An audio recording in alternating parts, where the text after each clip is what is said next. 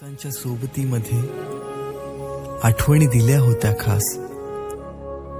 शतकपूर्ती करण्यासाठी पुन्हा येतो सांगून निघालास तू आज.